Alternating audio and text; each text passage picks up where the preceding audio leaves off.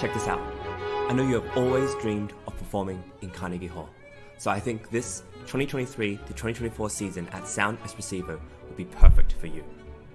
As a platform, we host live online auditions so you can share your music with the entire world. Then we send you to incredible in-person venues like Carnegie Hall so you can perform solo, as a duo, as an ensemble, and with orchestra. This year we have a total of 4 gala events at Carnegie Hall, as well as 4 different opportunities to perform with orchestras in the US, in the Czech Republic, and even in Egypt.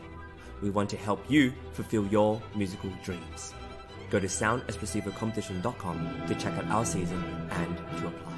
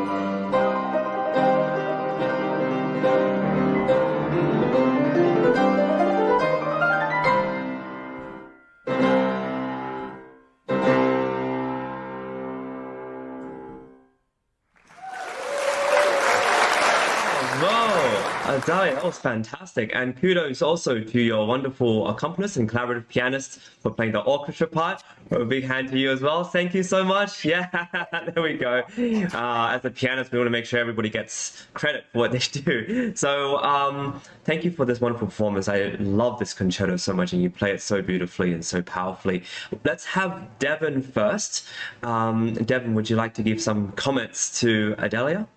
Yeah, thank you, Adalia. That was wonderful. I'm with Chris. This is one of my favorites, and I mean, any Beethoven, it's pretty epic, and it's hard to get much better than that. I thought the overall structure was wonderful. The changes in character, the clarity of tempo for the orchestra to follow, that was all very clear.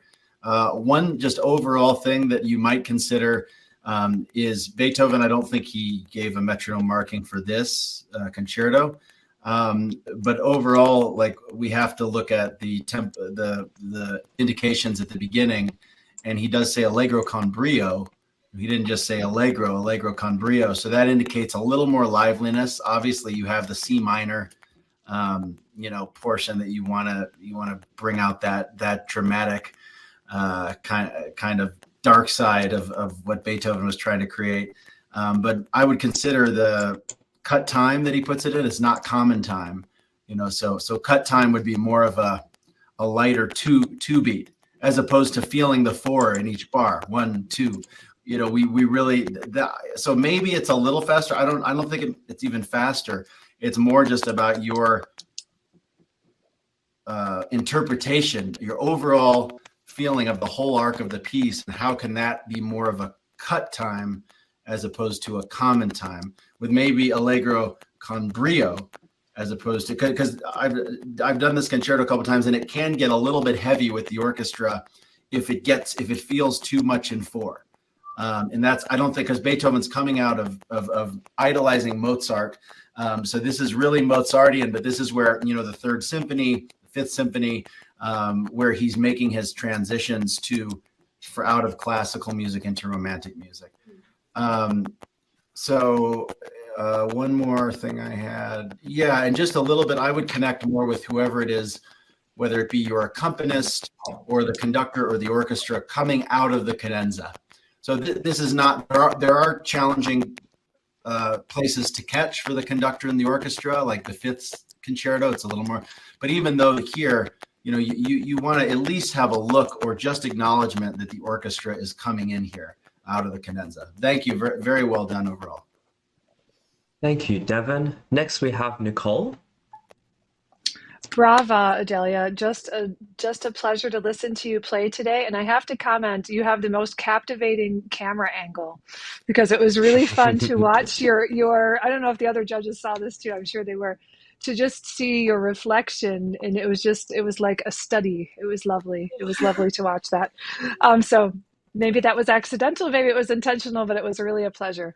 I did write a couple of things down. You obviously love these phrases. I can hear the maturity in the phrases. And there's some very beautiful areas, but actually it's funny that it was already mentioned by Devon, but I actually wrote the words arc of the piece in my comments as well. So I'm thinking there are times I just got a little tiny bit lost, like maybe in the architecture, and I don't have a score in front of me. So that makes perfect sense. It could be a 4 versus a cut time, just like moving forward feel. But again, there's also moments of just devastating beauty that you've clearly really understand the phrases and you're really, really playing them well. So I don't, it's not, I don't want to sound very negative, because I very much enjoyed your performance, but it's a comment to grow on, possibly to be looking toward that study. And I'm guessing that since you're auditioning for a concerto competition, that you probably haven't played this with an orchestra. And so that will probably inform so that'll probably inform your performance a lot more as you grow as a player, just the give and take that you have to do, and that experience as well. So what else did I write down? Oh yeah, and I say, especially the soli sections, just a little bit with dynamics, making sure that we're building when we have a repeated note, that we're really reaching for the next thing. But really, really wonderful performance. Can't say enough about how wonderful it was to listen to you and hear you today. Thank you.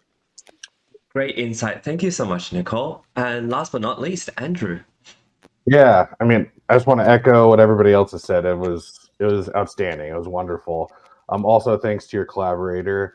Without amazing collaborators, we would be really pretty boring. But yeah, it was great. I loved how you rode the line of classical transitioning to romantic period, mid Beethoven style. I thought it was great. I loved your especially the first piano that you have, that shift in character was really great. My only constructive comment is echoing what Devin said about really trying to feel it in two so it doesn't get bogged down and it has a really nice flow. But I mean, overall, it was really great. Congratulations. Thank you. Fantastic comments. Thank you, everybody, for their insight. I also want to say that in terms of the microphone, and what you were able to, how you got the sound through, I thought the piano sounded fantastic. It's really wonderful. Sometimes we get people who play and the sound is not as wonderful, and then the microphones have a big part in that, whether it's us speaking or whether it is with the pianos. Yeah, it's really wonderful that you've invested in microphones or in the setup that really makes you sound the best that you can. Do you have any comments or any suggestions or any, not suggestions, I guess, but any feedback for the judges that you want to say? I mean, I just wanted to say, like, really thank you to the tech guys for helping me with this. It was a really long process, like, getting it coordinated, but I'm so glad that it worked out so then I could use this microphone, which, yeah, you said, like, I invested in. And also just thank you for the opportunity to perform for you guys. Yeah, that was a really fantastic performance, and I think the microphones were a wonderful investment. I know they're not cheap, so Yeah, bravo sure. on that, and hooking it up and everything. It's really worthwhile investing, I think. Just in terms of if you want to stream later on in the future or when you want to record yourself, it's always really good to know this and have good tech with you. So fantastic, Adalia. I wish you all the best. I look forward to hearing you more in the future. Move on to our next contestant. Check this out. I know you have always dreamed of performing in Carnegie Hall. So I think this 2023 to 2024 season at Sound Espressivo will be perfect for you. As a platform, we host live online auditions so you can share your music with the entire world.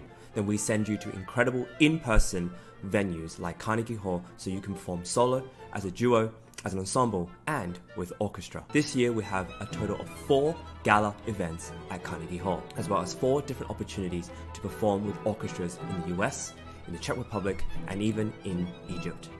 We want to help you fulfill your musical dreams. Go to soundespressivocompetition.com to check out our season and Fantastic. Thank you so much, Rasha. We'll look forward to hearing you on the virtual stage again. Thank you for bringing the Mendelssohn Concerto to us, the first movement. You were fantastic. And our next contestant is going to be playing the bassoon for us. He's playing, Austin Vitello is playing the Vivaldi Concerto in E minor. He's playing the whole thing, I believe. There's 3 movements, first being Allegro poco, the second being Andante, and the third movement, Allegro. Austin, the stage is yours. Please enjoy.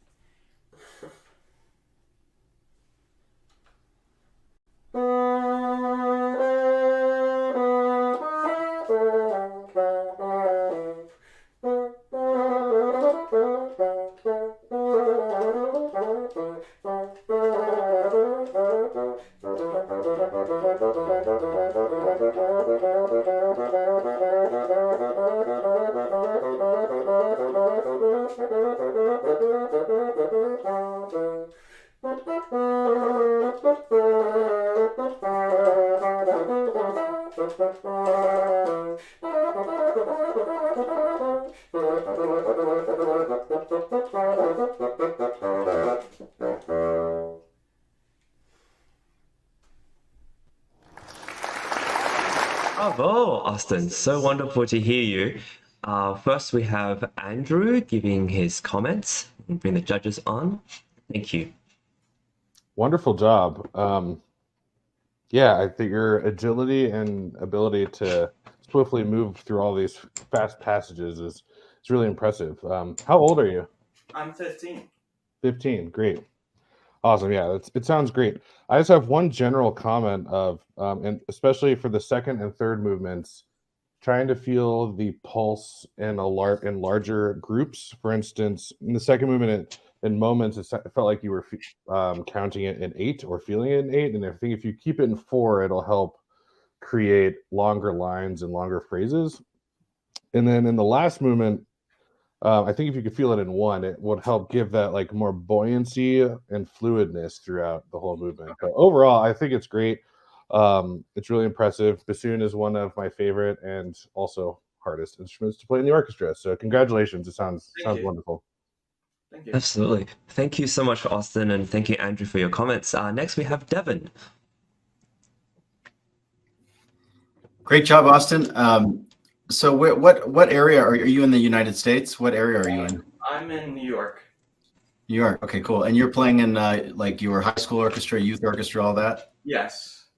That's awesome. Yeah, I was going to say when Andrew asked you your age, that's pretty impressive for you to have that kind of technique as a bassoonist at that age. And I just encourage you just to keep it up and keep, going to orchestral performances in New York, seeing different orchestras, different conductors, reaching out to bassoonists in those orchestras, working on orchestral excerpts as well as solo stuff. I wanted to ask you, in terms of Vivaldi, what kind of music do you think was really prevalent at the time that this concerto is similar to? Do you think it's like string quartets, symphonies, operas, violin solo works? It's mostly like smaller chamber ensembles. Yeah, chamber ensembles. And I would also say opera was very prevalent at the time. So this kind of music was designed to evoke different moods and feelings and tell stories. So I would maybe, as the music changes, whether it's fast or slow or staccato or longer lines, I would have a picture like drama, like what are you trying to express to the audience? And that I think will take your music to the next level. So it's more compelling if you have a story in your head for every single note or phrase you're playing. Does that make sense? Yeah, it does. Thank you. Cool. Great work, though. Congratulations. Fantastic. Next, we have Nicole. Bravo, Austin. Just a joy to hear you play today. I just really, really enjoyed it very much. Outstanding technique and flexibility. I'm guessing you've been told that before and you clearly work on it. So it's so virtuosic and it's so nice. And I really cannot believe that you are 15. So that is outstanding. I also wrote down something you have as you're playing. It just seems like an obvious knowledge of having done this, like with a pianist or something. I know that you're not playing with one today, but I really appreciate that. Always do that. Always study that so that you can feel, what is going on in the rests and what the other lines are. And just a general suggestion. I'm a little bit curious though, because just about as a wind player, just about every double reed player I know has switched from something to bassoon or from something to oboe. What did you always play bassoon or did you switch from something else? I've always played bassoon. Do you play anything else? Like, do you play saxophone or anything in jazz ensemble or anything? I'm just curious. No, I don't. No, okay. Well, you've got amazing fingers that are just for the bassoon then, obviously, because it's just outstanding. You must have a great like practice routine. And I'm just saying this to encourage other young people out there to do that as well, because it's very impressive to be that virtuosic and to be that nimble on your instrument. So congratulations. Wonderful job. Thank you. Thank you, judges. Austin, do you have anything to add or to ask the judges? Any comments? No, I do not. Okay, wonderful, Austin. Thank you so much for being part of our show. Thanks for being part of these auditions. We look forward to hearing you more in the future. And judges, thank you for your wonderful feedback. And so nice to have this sort of interaction with our contestants. We're going to move on now. Check this out. I know you have always dreamed of performing in Carnegie Hall. So I think this 2023 to 2024 season at Sound Espressivo will be perfect for you. As a platform, we host live online auditions so you can share your music with the entire world. Then we send you to incredible in-person venues like Carnegie Hall so you can perform solo, as a duo, as an ensemble, and with orchestra. This year we have a total of 4 gala events at Carnegie Hall, as well as 4 different opportunities to perform with orchestras in the US, in the Czech Republic, and even in Egypt. We want to help you fulfill your musical dreams. Go to soundespressivocompetition.com to check out our season and your